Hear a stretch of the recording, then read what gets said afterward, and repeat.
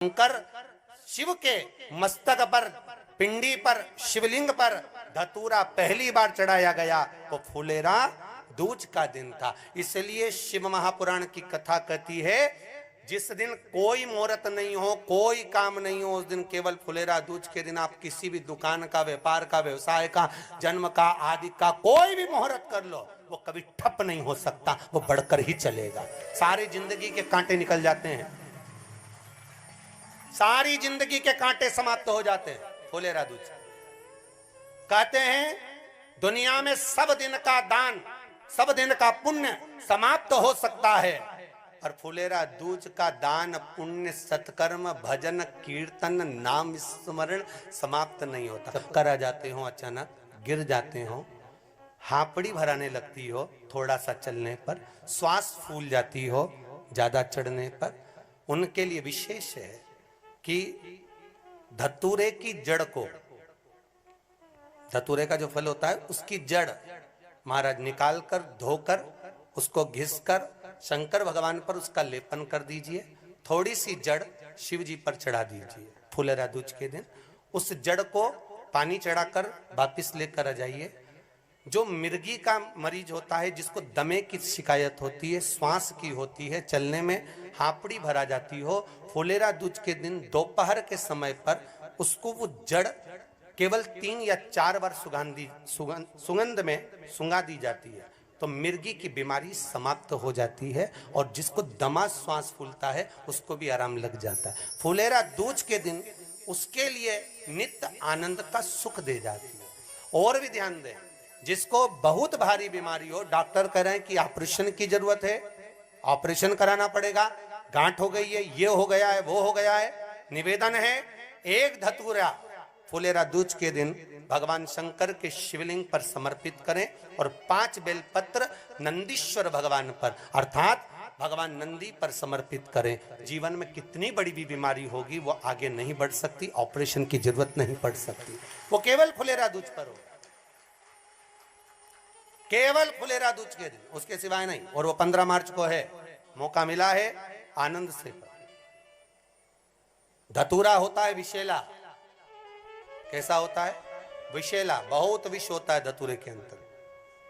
पर महाराज भगवान शिव को वो समर्पित किया जाता है जैसे पार्वती जी को लगा, जब तेरा पार्वती जी को लगा जब कहीं से सुख का अनुभव नहीं हो रहा, आनंद का अनुभव नहीं हो रहा, पार्वती जी ले गई धतूरा, पार्वती मैया ले गई उस बेलपत्र को शिव को। और प्रयास करना, अगर दुख है तो एक धतूरा समर्पित कर कर 1 लोटा पानी अवश्य समर्पित कर।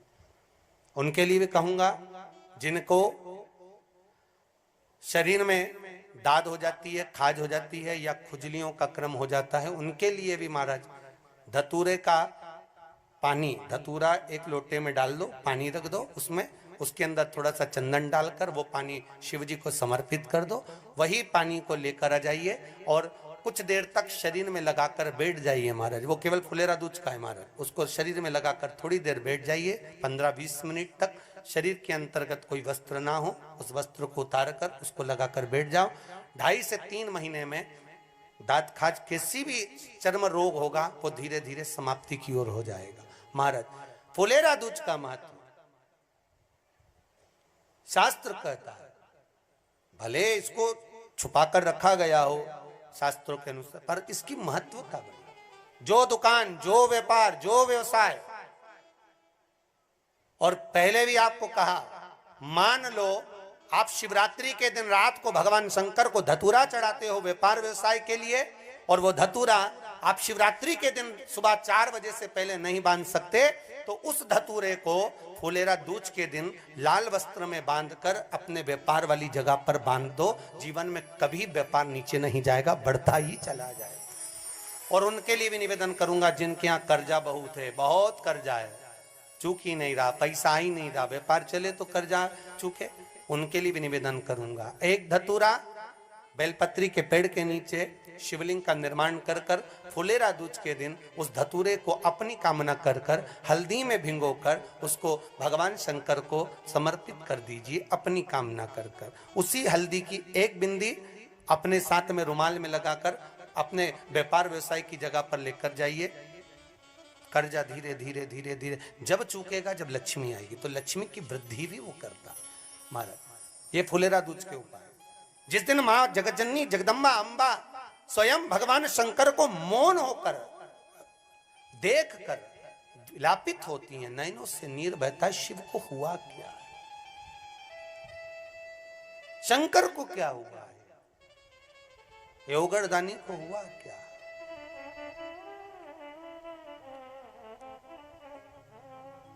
नयन जलता महाराज।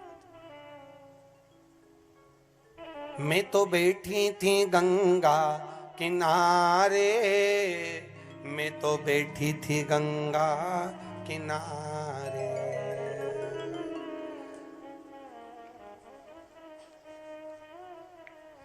ऐसा धक्का दिया ओ भोलेनाथ, दिल तुझको दिया ओ भोलेनाथ।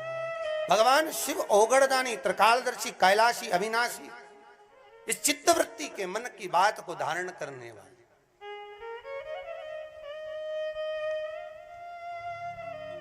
जिन लड़का और लड़की का विवाह नहीं हो रहा है महाराज,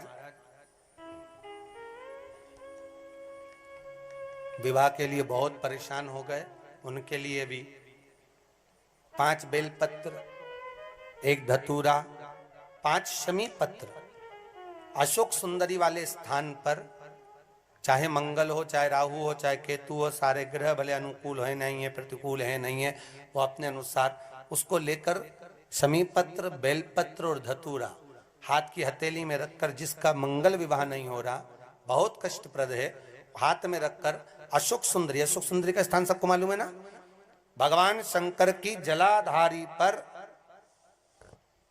शिवलिंग, पार्वती जी का हस्त कमल, जहां से चरण जल नीचे जाता है, राइट भाग गणेश जी का स्थान, लेफ्ट भाग कार्तिकेय का स्थान। जलाशय में से, जलाधारी में से जो जल नीचे गिरता है बूंद बूंद, वो शंकर भगवान की 5 लड़कियां, जया, विषहरा, शामरीवारी, दोतली और देव।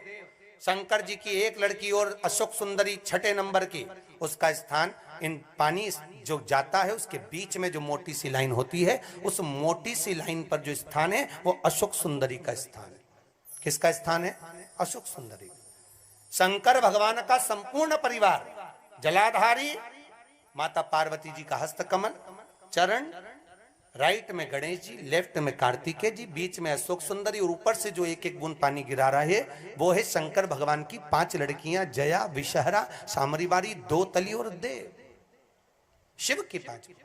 तो जिनका विवाह नहीं हो रहा, अशोक सुंदरी वाली जगह पर हाथ में लेकर वो धतूरे के साथ शमी पत्र, बेलपत्र समर्पित करें और बाबा से निवेदन करें, बाबा आपकी कामना पूर्ण। फुलेरा दूज के अशोक सुंदरी पर जो धतूरा चढ़ता है, वैसे तो अशोक सुंदरी पर धतूरा बहुत कम चढ़ता है, केवल एक फुलेरा दूज का दिन ही ऐसा होता है जिस दिन अशोक सुंदरी वाली जगह पर धतूरा चढ़ता है।